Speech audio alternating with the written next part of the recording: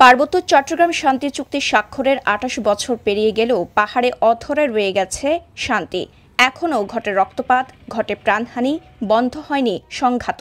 এমন পরিস্থিতিতে আজ মঙ্গলবার উদযাপিত হচ্ছে এই চুক্তির ২৮তম বর্ষপূর্তি।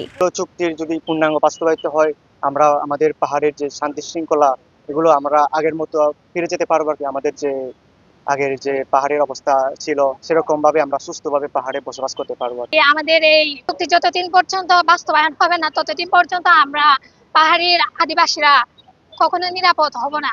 সাধারণ জনগণ, আমাদের এই যে তারুণ্য যে ছাত্র সমাজ, আমরা আশা করি পার্বত্য চট্টগ্রাম চুক্তির এই যে মৌলিক ধারাগুলো যদি পূর্ণ বাস্তবায়ন হয় তাহলে আমরা আশা করি আমাদের এই পার্বত্য চট্টগ্রামের স্থায়ী শান্তি প্রতিষ্ঠা হবে। ভূমি সংস্কার যদি নির্মাণ করা হয়, এটার মাধ্যমে আমাদের চুক্তিটা কিছুটা অনেক অংশ এটার মাধ্যমে বাস্তবায়িত হয়। মূলত প্রায় ২ দশকের সশস্ত্র রক্তক্ষয়ী সংঘাত থামিয়ে স্থায়ীভাবে শান্তি প্রতিষ্ঠার লক্ষ্যে ১৯৯৭ সালের এই দিনে সরকার ও পার্বত্য চট্টগ্রাম জনসংহতি সমিতি জেএসএস এর মধ্যে স্বাক্ষরিত হয় পার্বত্য চট্টগ্রাম চুক্তি। এই চুক্তি বলে বাস্তবায়ন হলে একেবারে বাঙালিদের বিরাট অসুবিধে হবে, এই হবে সেই হবে, আমরা কিন্তু সেটা মনে করি না। এই যে এই পাহাড়ে যে সংঘাত, মারামারি, নানা ধরনের বিদ্বেষ, এগুলো আমি চাই না।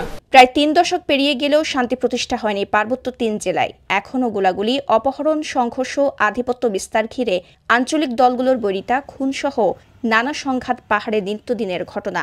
পাহাড়ি বাঙালির মধ্যেও কাটেনি আস্থাহীনতা। পান থেকে চুন খসলেই বাঁধে তুলকালাম। এখন অশান্তি, অরাজকতা আরো বেশি বেড়ে যাওয়াতে মানুষের মনের মধ্যে হতাশা, অনিরাপত্তা বোধ বেড়ে গেছে। নারী নির্যাতন, ধর্ষণ অতি হারে বেড়ে গেছে। এখনও পর্যন্ত আমাদের মধ্যে পারস্পরিক সন্দেহ, জাতিগত সংঘাত, বিভিন্ন বিষয়গুলো কিন্তু নানাভাবে এগুলোকে সাজিয়ে গুছিয়ে বা বিভিন্ন ছাতুরির মধ্যে দিয়ে করা হচ্ছে বিদায় আপাত দৃষ্টিতে ভালো হলেও কিন্তু ভিতরে ভিতরে কিন্তু মানুষের মধ্যে ভয়, সংখ্যা, অনেক সন্দেহ। টানা তৃতীয়বার অর্জন করেছে দেশের সেরা সুপার ব্র্যান্ড স্বীকৃতি বসুন্ধরা টিস্যু। ২৮ বছরও এর সুফল না মেলার জন্য ভূমি বিরোধ নিষ্পত্তি কমিশন কার্যকর না হওয়া সহ চুক্তির মৌলিক ধারাগুলো বাস্তবায়ন না হওয়াকে দুষছেন পাহাড়ি নেতারা। সরকারের সদিচ্ছার অভাবেই চুক্তি বাস্তবায়ন করা যায়নি বলে দাবি তাদের। এই প্রজন্মের পক্ষে যদি সম্ভব না হয়, আগামী প্রজন্ম আরো সর্বোচ্চ তাদের ত্যাগ স্বীকার করে এই চুক্তিকে বাস্তবায়ন করতে হবে।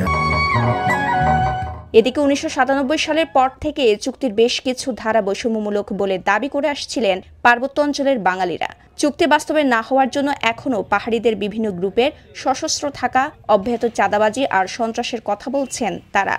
অবশ্য পাহাড়ি স্থায়ী শান্তি প্রতিষ্ঠার জন্য বৈষম্যমূলক কিছু ধারা পুনর্মূল্যায়ন করে শান্তি চুক্তি দ্রুত বাস্তবায়নের দাবি তাদেরও। আগে দেখা যাচ্ছে যে একটি জাতিগোষ্ঠীকে চাঁদা দিত, এখন ৪-৫টা সশস্ত্র গ্রুপকে চাঁদা দিতে হচ্ছে। মানুষ এখনো নিরাপত্তাহীনতায় আছে, পার্বত্য অঞ্চল এখনো অরক্ষিত রয়েছে। আমরা চাই পাহাড়ি বাঙালি উভয়ে সমান সুযোগ সুবিধা ভোগ করে পার্বত্য চট্টগ্রামে বসবাস করুক। শত্রু বাহিনীর হাতে এবং শত্রু বাহিনীর এই চুক্তির বিরোধিতা করে যারা ইউপিডিএফ এবং আরো কয়েকটা বাহিনী আজকে গঠিত হয়েছে, এই সমস্ত বাহিনীর কাছ থেকে সম্মিলিতভাবে অভিযান পরিচালনা করে তাদের অস্ত্র উদ্ধার করা হোক। সরকার আসে, সরকার যায়, বছর ঘুরে আসে, নতুন বছর বাড়ে চুক্তির বয়সও, কিন্তু অপেক্ষা ফুরোয় না চুক্তি বাস্তবায়নের। পাহাড়ে মেলে না স্থায়ী শান্তিও। পার্বত্য চট্টগ্রাম থেকে রকিবউদ্দিন রাগী ও খোকন বিকাশ ত্রিপুরা জ্যাকের পাঠানো তথ্যচিত্রে সাফা মারওয়া, কালের কণ্ঠ, চট্টগ্রাম।